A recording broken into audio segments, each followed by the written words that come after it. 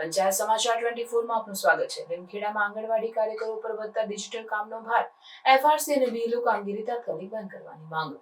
મહિલા અને બાળ વિકાસ મંત્રાલયે આંગણવાડીને ડિજિટલ બનાવવા માટે પોષણ ટ્રેકર મોબાઈલ એપ લાગુ કરી છે। આના દ્વારા આંગણવાડી કાર્યકરોના કાર્યભારમાં વધારો થયો છે અને કુપોષણ અને આંગણવાડી સેવાઓ પર પૂર પ્રતિકૂળ અસર પડી રહી છે। આ સાથે એફઆરએસ દ્વારા લાભાર્થીઓને યાદીમાંથી દૂર કરવાની પ્રક્રિયા ચાલી રહી છે। એફઆરએસ દ્વારા ટીએચઆરના વિતરણમાં ઘણી સમસ્યાઓ ઊભી થઈ રહી છે। જો 100% કામ પૂર્ણ ન થાય તો આંગણવાડી કાર્યકરોની હેરાનગતિ વધી રહી છે અને તેમના માનદ વેતનમાં પણ કાપ મૂકવામાં આવી રહ્યો છે। એફઆરએસ દ્વારા ટીએચઆરના વિતરણમાં લાંબો સમય લાગે છે। 1 મહિના સુધી આને કારણે બાળકોનું શિક્ષણ અવરોધ થઈ રહ્યું છે। તેથી જ અમે માંગણી કરીએ છીએ કે કેન્દ્ર પોષણ ટ્રેકરમાં સુધારો કરે અને એફઆરસી સિસ્ટમ દૂર કરે। સરકાર દ્વારા આપવામાં આવેલ મોબાઈલ કામ કરતા નથી। આંગણવાડી વિસ્તરણના ઘણા ભાગોમાં નેટવર્ક નથી અને ડેટા અપલોડ થતો નથી। આમાં લાભાર્થીઓનો શું વાંક છે? ગેરકાયદેસર છે અને રાષ્ટ્રીય બાળ સુરક્ષા કાયદાનું ગંભીર ઉલ્લંઘન છે। આ એફઆરએસ પ્રમાણપત્રની જરૂરિયાત તાત્કાલિક રદ કરવી જોઈએ। કાર્યકરે નવો મોબાઈલ આપવો જોઈએ। સુપ્રીમ કોર્ટના આદેશ મુજબ આધાર અને ચહેરાની ઓળખ વગરના તમામ લાભાર્થીઓને ગુણવત્તાયુક્ત પૂરક ખોરાક આપવો જોઈએ। 3 થી 6 વર્ષના બાળકો માટે પૂરક ખોરાકનો દર અને માત્રામાં સુધારો કરવો જોઈએ। ફુગાવા મુજબ અનાજ સૂકવવું જોઈએ જેથી કુપોષણ ખરેખર નાબૂદ થઈ શકે।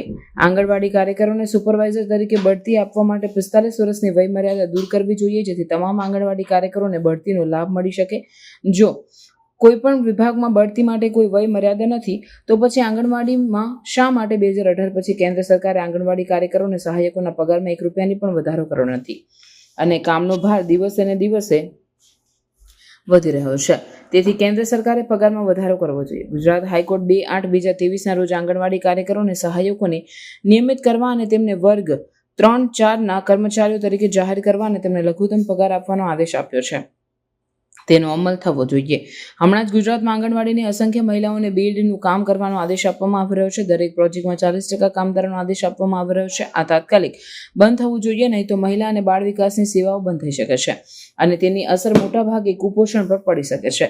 તેથી તેમને વિનંતી છે કે તમે ભારતના ચૂંટણી પંચને ભલામણ કરો કે આંગણવાડીને બીએલઓના કામમાંથી મુક્ત કરવામાં આવે અને આ તાત્કાલિક કોઈ અન્ય કર્મચારીને આપવાની વ્યવસ્થા કરવામાં અમે વિનંતી કરીએ છીએ કે તમે આ મામલે વ્યક્તિગત રીતે હસ્તક્ષેપ કરો અને અમારી માંગણીઓ પૂર્ણ કરો અને એફઆરએસ અમલીકરણ અને બીએલઓ તાત્કાલિક બંધ કરો। આજે અમે ગુજરાત આંગણવાડી કર્મચારી સંગઠનમાંથી ઓલ ઇન્ડિયામાં આજે રાષ્ટ્રવ્યાપી હડતાલ પાડવામાં આવી છે અને અમે 1 દિવસના કામથી અળગા રહીશું અને અમારી માંગણી એમ છે કે દિવસેને દિવસે કામગીરી વધતી જાય છે અને કામગીરી સામે અમને પૂરતા પ્રમાણમાં વેતન મળતું નથી અને એફઆરએસની કામગીરી અમે 50% સુધી તો કરી દીધું પણ 100% અમારાથી ના થાય કેમ કે લાભાર્થી અને આધાર કાર્ડ અને ચૂંટણી કાર્ડમાં અમે બહુ બધું પ્રેશર કરીએ છીએ પણ માનતા જ નથી લાભાર્થીઓ। અને બીજું કે 2022માં અમારો વધારો કર્યો ત્યાર પછી 1 પણ રૂપિયાનો વધારો નથી થયો તો અમે સરકારને એમ કહીએ કે તમે દિવસે દિવસે કામગીરી અમને આપતા જઈ રહ્યા છો તો અમે તમારી કામગીરી બી અમે કરતા જઈ રહ્યો છે તો અમને એમની સામે માનદ વેતન અમને વધાર્યો અને સરકારી કર્મચારી બનાવો એટલી અમારી માંગ છે। એ સાથે અમે આજે આવેદન આપી રહ્યા છીએ અને ઓલ ઇન્ડિયામાં આજે આંગણવાડી બહેનો રાષ્ટ્રવ્યાપી હડતાલમાં જોડાયેલા છે। આપેલા આવેદનપત્રો આપેલા છે? હા, બહુ બધા આપ્યા છે। કલેક્ટર સાહેબને આપ્યા, મામલેદાર સાહેબને આપ્યા, રેલી કાઢી, ગુજરાતની રેલી કાઢી, ગાંધીનગરમાં બી રેલી જોઈ પણ સરકાર અમને કશું સાંભળ્યું નથી અને છેવટે અમે મુખ્યમંત્રી સાહેબને બી મળીને આવ્યા હતા અને સાહેબે અમારો હકારાત્મક જવાબ પણ આપ્યો પણ આજ સુધી જવાબનો અમે મળ્યો નથી એટલે હવે અમે જે અમારું યુનિયન કહેશે એ અમે પગલાં આગળ લઈશું।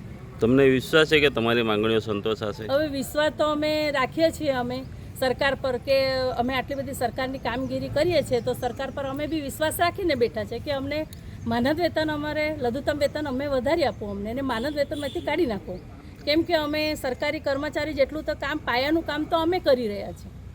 હાલ કેટલું વેતન મળે છે? હાલ અમારે 10,000 મળે છે। 10,000માં શું થાય અમારે?